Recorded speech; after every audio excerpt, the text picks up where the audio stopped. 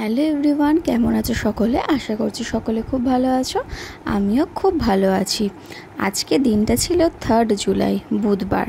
শুভর ছিল ছুটি। ভাবলাম বিকেলবেলা একটু বেরিয়ে পড়ি।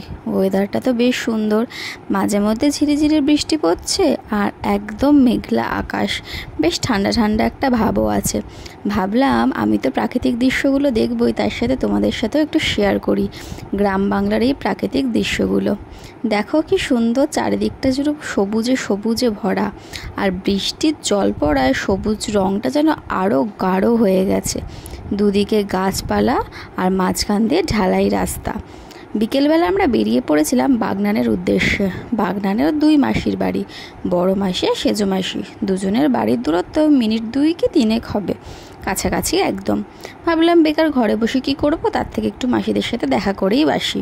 আর ওখানে কিন্তু একটা স্পেশাল চপ আর সিঙ্গাড়া পাওয়া যায়, তোমাদের সাথে সেটাও শেয়ার করব। খুব ভালো লাগে খেতে। যাই হোক, আমরা বাইকে করে যাচ্ছিলাম।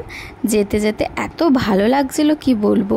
একসময় এইসব রাস্তায় সাইকেল করে গেছি শুভর সাথে, এখন বাইকে করে যাই, আরও বেশি স্পিডে যাওয়া যায়, খুব ভালো লাগে দেখতে।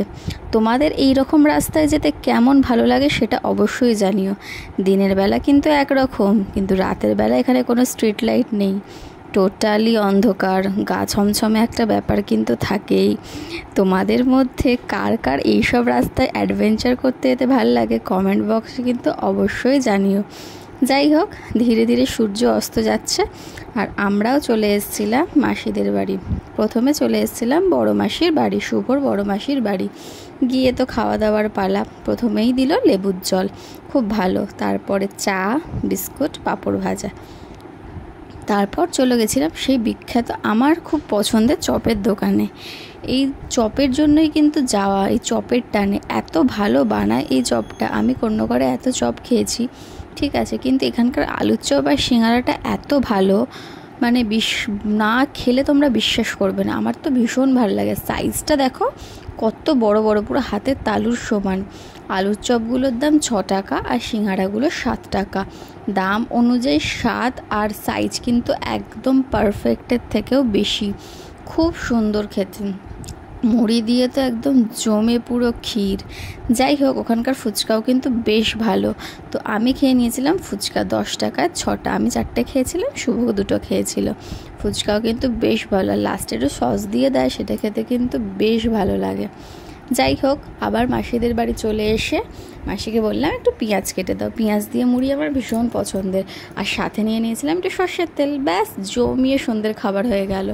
মাসি নিজেদের চাষের লেবু আর কুঁদরোল দিয়ে দিয়েছিল আমাকে নিয়ে যাওয়ার জন্য। গ্রামের সবজি কিন্তু ভীষণ ভাল লাগে, খাই বা না খাই, দেখতে আমার খুব ভাল লাগে। যাই হোক, যে রাস্তা দিয়ে গেছিলাম আবার ফিরে পড়লাম, কিন্তু যখন ফিরছিলাম 7:45 নাগাদ গাটা কিন্তু বেশ ছমছম করছিল, কারণ কোনো আলো ছিল না, পুরো অন্ধকার। যাই হোক, ভিডিওটা তোমাদের কেমন লাগলো অবশ্যই জানিও। দেখা হচ্ছে নতুন ভিডিওতে খুব তাড়াতাড়ি, ততক্ষণের জন্য টাটা।